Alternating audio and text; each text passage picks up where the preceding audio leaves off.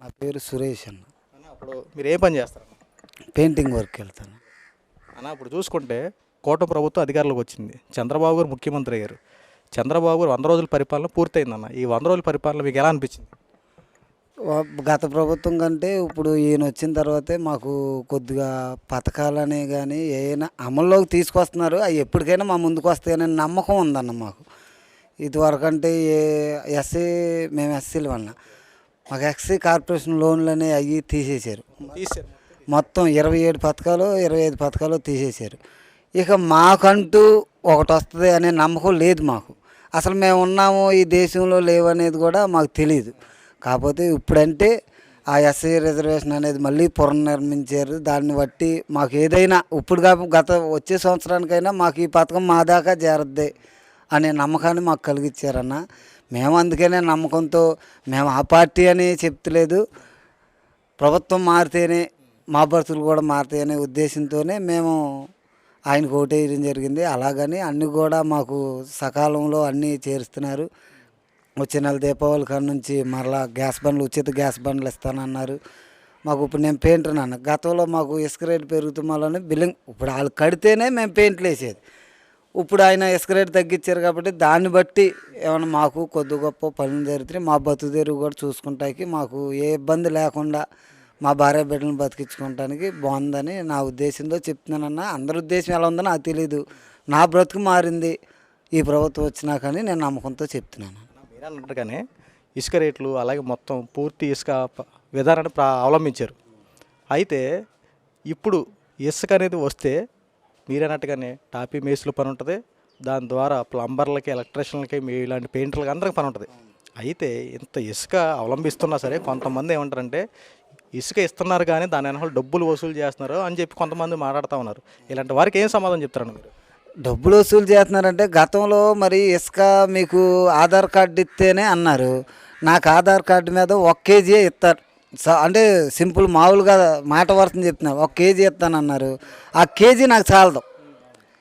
Aadhaar card ఇంకొకరిని తీసుకెళ్ళి Aadhaar card ఇచ్చి డబ్బులు కట్టి తీసుకెళ్ళాలన్నా ఆడిలు కట్టుకునేటప్పుడు నాకు అవసరం అయితే నేను అట్టుకెత్తాను ఆధార్ కార్డు అంటే మరి ఇది ఎంతవరకు అన్నా. ఇప్పుడు మరి ఏదీ లేకుండానే మీకు ఎంత ఇసుక కావాలితే అంత ఇసుక అన్న. కనీసం ఇప్పుడు ఇసుక అంటే ప్రతీది ఫ్రీగా వస్తే దాని విలువ మనకు తెలియదు అన్న. అందుకనే ఆ ఇసుక కొనుబడి లేకుండా దాని ఖర్చు మీరు పెట్టుకోమంటున్నారు తప్ప ఏదో అక్కడ వేసే పొక్కులని ట్రావెల్ ఖర్చు తప్ప అంతే తప్ప దాన్ని మొత్తం మీరే కొనాలి రేణువుతో సహా కొనాలని చెప్పలేదు కన్నా. అది కూడా మనం ఒకసారి ఆలోచించాలి. ఎందుకంటే 10 రూపాయలు సంపాదించేవాడిని 100 రూపాయలు ఇసుక కొనాలంటే కొనలేను. 10 రూపాయలు 2 రూపాయలు మాత్రమే ఖర్చు పెట్టి నువ్వు ఇసుక తెచ్చుకోరని ఇంటికని చెప్తున్నారు ఈయన. దీంట్లో తప్పే ఉందన్న. చూసుకుంటే టన్ను ఇసుక 30,000 40,000 ఆ రేంజ్లో ఉండేది. ఇప్పుడు పూర్తి ఇసుక ఉచితంగా వస్తుంది. ఎలా ఉందన్న అప్పుడు ప్రభుత్వానికి ఇప్పుడు ప్రభుత్వానికి కంపారిజన్ ఎలా ఉంది? నాకు ఇప్పుడే బాగుంది అనిపిస్తుంది అన్న. వేరే ఉద్దేశం ఏం కాదు, మేము ఏదో ఓటేసాము అని అయితే చెప్పట్లేదు. ఇప్పుడు కొనుబడి మీద ఉచితంగా ఇచ్చి నువ్వు ఆ రేట్ని అది మట్టుకి కిరాయి మట్టుకి పెట్టుకోరంటూ నాకు చాలా బాగుంది. ఎందుకంటే గతంలో 10 సంవత్సరాల క్రితం మేము ఇల్లు కట్టుకున్నాం అన్న. ఆ ప్రభుత్వంలో మాకు ప్రతిదీ ఇంటికే వచ్చింది. 118 ఇల్లు కట్టారు. ఎక్కడ కావాలంటే ఎంక్వైరీ చేసుకోండి, మీరు కొద్ది మీడియా వాళ్ళు కాబట్టి. 118 ఇళ్ళు కూడా ఎక్కడికి వెళ్ళి మాకు ఇసుక కావాలి, సిమెంట్ కావాలి, ఐరన్ కావాలని అడగలేదన్న. రేపొద్దున మీకు ఐరన్ వస్తుంది మీ ఇంటికని వాళ్ళే వచ్చి కబురు చెప్పేవాళ్ళు ప్రభుత్వం తరపు నుంచి వచ్చి. అప్పుడు ప్రభాకర్ గారే ఆయనే వచ్చి చెప్పారు. మేమేదో మా స్వలాభాలకి మేము సాలదేమోనని కొద్దిగా ఎదరకు పెంచుకున్న దానికి తప్ప మేము డబ్బులు ఇచ్చుకుని మేస్త్రికి ఇచ్చుకుని మేము సరి చేయించుకుని ఎదరకు కట్టుకుంది. మేము పాల ప్యాకెటు రిబ్బను స్వీట్ బాక్సు కొబ్బరికాయలతో సహా మాకు ఆయనే పంపించారన్న. అప్పుడు ప్రారంభించుకున్నాను. ఎందుకంటే మీ దగ్గరే వాళ్ళు ఉంటే లేకపోతే నేను కట్టించానన్న పేరు నాకు ఉంటే చాలు. మీరు నా పేరు కూడా కాదు తెలుగుదేశం ప్రభుత్వంలో కట్టించారనేది ఒకటి ఉండి ఆ అభిమానం మీకు ఉంటే చాలని 118 ఇళ్ళు కట్టించారు. మరి అప్పుడు ఇసుక రేటు అప్పుడే మేము కొనాలంటే మా బ్రతికెంత మేమెంత 12 సంవత్సరాల క్రితం ఇప్పుడే 500 కూలి. అప్పుడు ఎంత ఉంటుంది 12 సంవత్సరాల క్రితం అంటే మహా అయితే 200 150 ఉంటుంది. 150 రూపాయలు కూలికి వెళ్ళి మేము ఇల్లు కట్టుకోగలమా? దాదాపు 10 లక్షల రూపాయలు ఇల్లు కట్టాము మేము. రూపాయి బిల్ల ఖర్చు లేదు మాకు. ఇక మేమేదో సొంతంగా నిర్ణయం తీసుకున్న దానికే మేము డబ్బులు ఇచ్చుకున్నాం తప్ప ప్రభుత్వం తరపు నుంచి వచ్చింది దేనికి కూడా మేము రూపాయి బిల్ల కూడా ఇవ్వలేదండి. చంద్రబాబు గారు అధికారంలోకి వచ్చిన తర్వాత ముందు పేదలకు ఇల్లు కట్టుకోవడానికి చాలా ఇబ్బంది పడేవారు. ఎందుకంటే ఇసుక అనేది చాలా భారంగా ఉండేది. వైఎస్ జగన్మోహన్ రెడ్డి తన 5 సంవత్సరాల పదవి కాలంలో ఏం చేసాడంటే ఇసుకని ఒక వ్యాపారంగా చేసాడు మొత్తాన్ని. టన్ను ఇసుక దొరకాలంటే 30,000, 40,000, ఏకంగా 50,000 కూడా పెట్టిన రోజులు కూడా ఉన్నాయి. అసలు ఇసుక దొరకడం చాలా కష్టంగా ఉండేది. ఎందుకంటే అంత దారుణంగా వైఎస్ జగన్మోహన్ రెడ్డి ప్రవర్తించేవాడు. ఆన్లైన్ సిస్టమ్ అని చెప్పి ఆధార్ కార్డులు, నీ ఆధార్ కార్డు ఇస్తే ఒక రకంగా, వేరే వాళ్ళ ఆధార్ కార్డు తెచ్చుకో, ఆధార్ కార్డు ఒకసారి తీసుకుంటే ఇంకోసారి పనిచేయదు. అలాగా ఆధార్ కార్డు లింక్ అప్పులు చేసి సర్వనాశనం చేసేంత ఇసుక దొరకనేకుండా మా ఇసుక కుంభకోణంలో కొన్ని వేల కోట్ల రూపాయలు వెనకేసారు. అయితే జగన్మోహన్ రెడ్డి చేసే ప్రతి పని పేదలను ఉద్దేశించి, ముఖ్యంగా వాళ్ళని చిత్రహింసలు చేసేలా ఉంటాయి జగన్మోహన్ రెడ్డి ఏది చేసినా. ఇప్పుడు పేద రైతులు, ఇప్పుడు ప్రతి ఒక్కరూ భవన కార్మికులే కానీ, టాపీ మేస్త్రులే కానీ, కార్మికులే కానీ ఇసుక లేక, వాళ్ళకి పనులు లేక వాళ్ళ జీవితాలు నాశనం అయిపోయినాయి. అయితే చంద్రబాబు గారు అధికారంలోకి వచ్చిన తర్వాత చేసిన మా పని ఏంటి తెలుసా? ఉచిత ఇసుక పాలసీ. ఈ ఉచిత ఇసుక పాలసీ ఇది పెట్టిన దగ్గర నుండి నీకు ఎంత ఇసుక కావాలంటే తీసుకో, వెళ్ళి సచివాలయ సిబ్బంది దగ్గరికి వెళ్ళి రిజిస్ట్రేషన్ చేసుకుంటావో ఏం చేసుకుంటావో వెళ్తే నీకు ఒక టోకెన్ ఇస్తారు. ఆ టోకెన్ తీసుకెళ్ళిపోయి నీ సంబంధించినటువంటి ఇసుక ఎక్కడైతే అందుతుందో అక్కడికి వెళ్ళి తీసుకుంటే నువ్వు లారీ పెట్టుకుంటావు, ట్రాక్టర్ పెట్టుకుంటావు, ఎద్దుల బండి పెట్టుకుంటావు, ఆటో పెట్టుకుంటే ఏది కావాలో అది పెట్టుకోవాలి. అది నీ సొంత డబ్బులతో ఏం చేయాలి? నువ్వు ట్రావెలింగ్ ఖర్చులు నువ్వు తీసుకెళ్ళి నువ్వు దించుకోవాలి. చాలామంది దీన్ని ఇంకెలా వక్రీకరించారంటే, ఇదిగో ఉచిత ఇసుక పాలసీ పెట్టారు కానీ దీని వెనకాల డబ్బులు వసూలు చేస్తారు, ఇదంతా బోటకం, చంద్రబాబు గారు ఆడుతున్న డ్రామా అంటూ ఇష్టానుసారంగా వాగుతున్నావు. ప్రతి ఒక్కరికి చెప్పేది ఇదే. అరే అబ్బాయి, ఇప్పుడు నువ్వు ఏదైనా వస్తువు కొనుక్కుంటాను అన్నావు అనుకో, ఆ వస్తువు నువ్వు వెళ్ళి కొనుక్కుంటావు, దాని డబ్బులు ఇచ్చి పే చేసి నువ్వు ఇంటికి తీసుకెళ్తావు కదా. ఇది కూడా అంతే. ఇక్కడ నువ్వు ఆన్లైన్ సిస్టమ్ చేసుకుంటే నువ్వు అక్కడ ఎక్కడైతే నువ్వు ఇసుక తీసుకుంటున్నావు ఆ ఇసుకని ట్రావెలింగ్ లేదంటే జోబులు వేసుకుని తీసుకెళ్ళరా. కనీసం ఆలోచన ఉండాలి కదా. ప్రజల కోసం, పేదవాళ్ళ పక్షాన్ని ఆలోచించి, తర్వాత భవన నిర్మాణ కార్మికులకు ఉద్దేశించి ఆలోచించి ఎంత గొప్ప కార్యక్రమం చేస్తే దీన్ని కూడా రాజకీయ పరంగా చేసే పనులేంటి తెలుసా?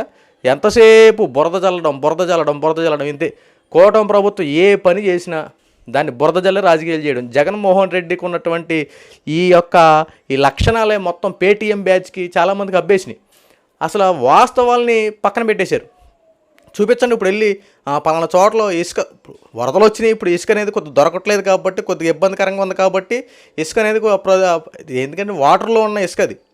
ఆ ఇసుకని డైరెక్ట్గా ఇప్పుడు వాటర్ అంతా కొద్దిగా ఫ్లోటింగ్ తగ్గాలి, ఆ ఇసుక తీరు గోదావరి కనుక ఇవన్నీ చూసుకుంటే ఆ ఫ్లోటింగ్ తగ్గాలి, అప్పుడు సంబంధిత ఈ విషయాలన్నీ లైన్లో పెడతారు. కానీ ఇసుక అంటున్నారు, ఫ్రీగా ఎవరు ఫ్రీగా ఇస్తానంటారు, డబ్బులు వసూలు చేస్తున్నారు. ఈ పైకి మాత్రం ప్రజల్లో పేరు తెచ్చేసుకుంటున్నారు, లోన మాత్రం డబ్బులు వసూలు చేస్తున్నారు, ఇష్టానుసారంగా వాగుతున్నారు.